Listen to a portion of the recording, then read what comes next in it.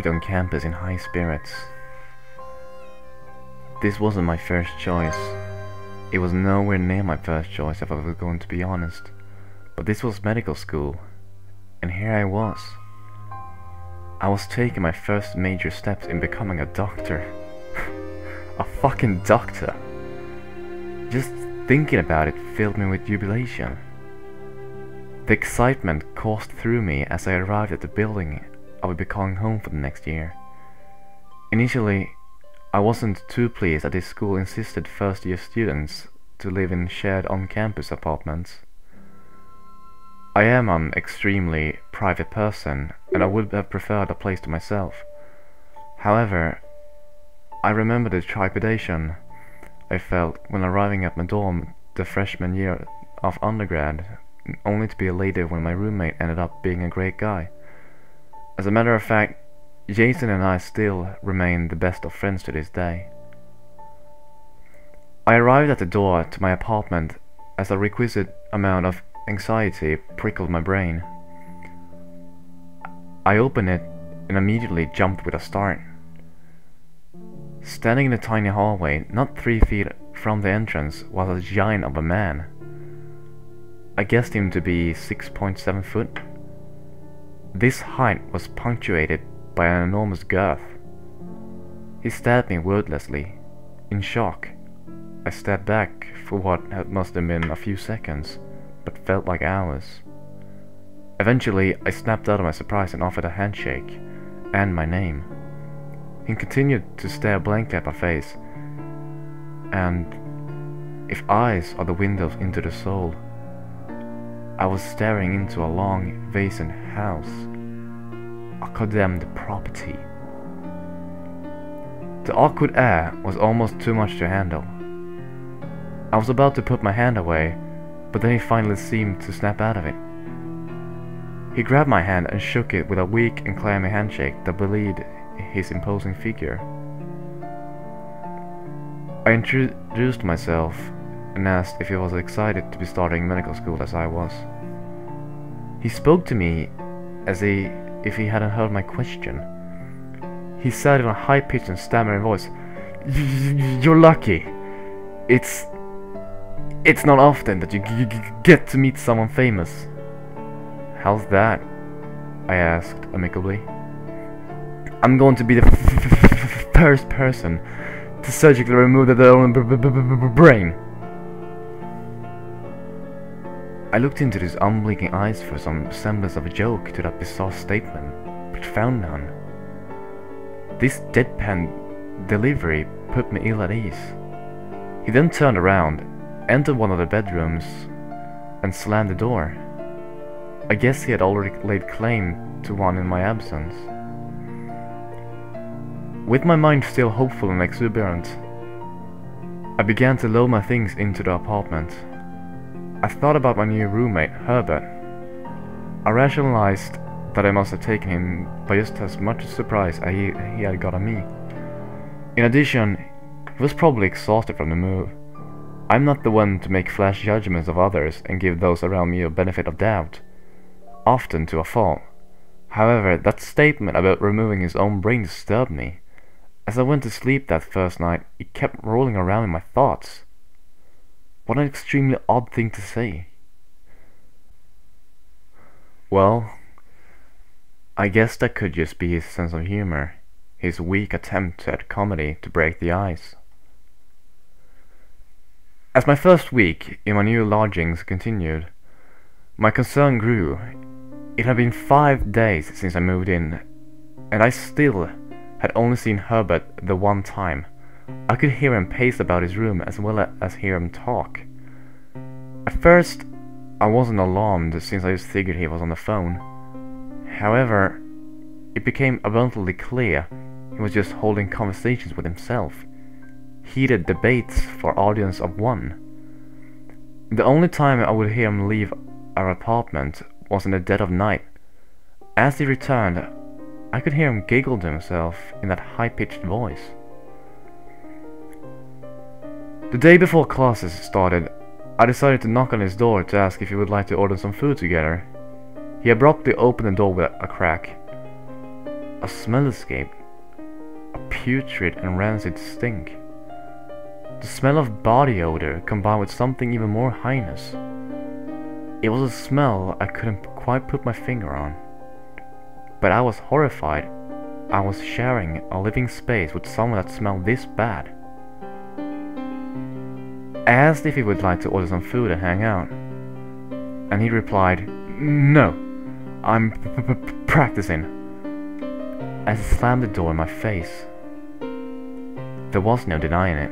This living arrangement was going to be less than ideal. The first day of classes arrived.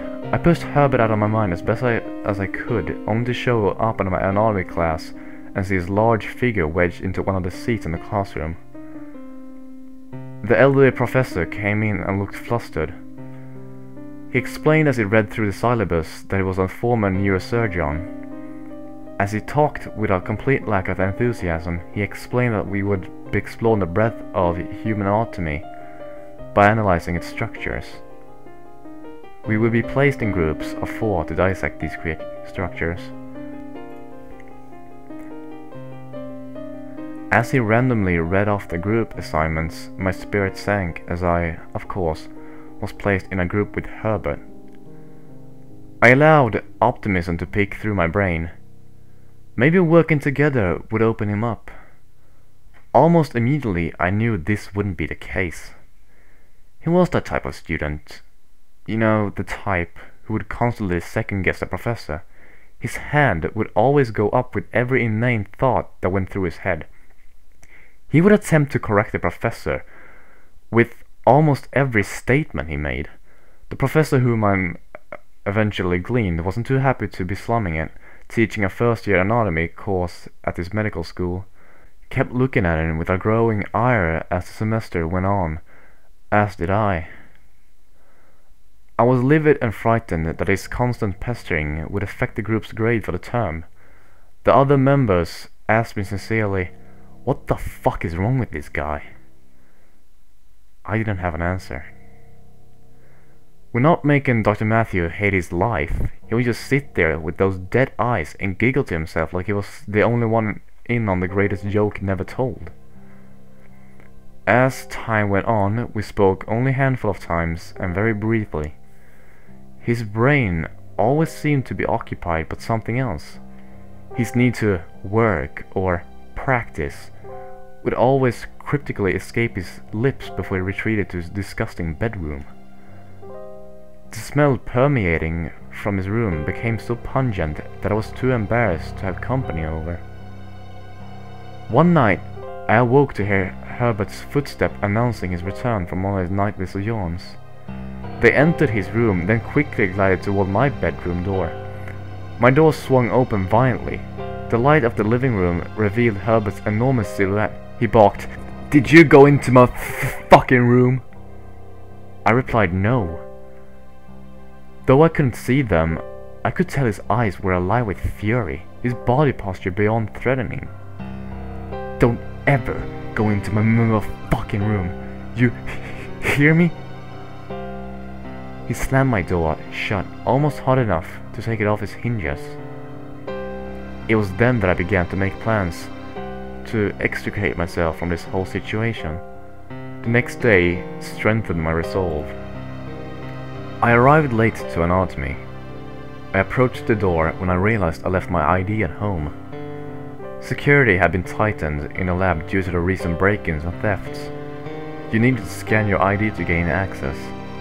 I saw Herbert about to enter the building and asked if he could scan me in. He ignored me and slammed the door behind him. Luckily, another student who recognized me allowed me to access. That day, we were to dissect and discuss the structures of the human brain. I was squeamish, to say the least, in applying an electric bone saw to the donor's body skull. Herbert saw my hesitation and wrestled the tool out of my hands. He expertly removed the brain with a cringe-inducing slopping sound with a practiced coroner.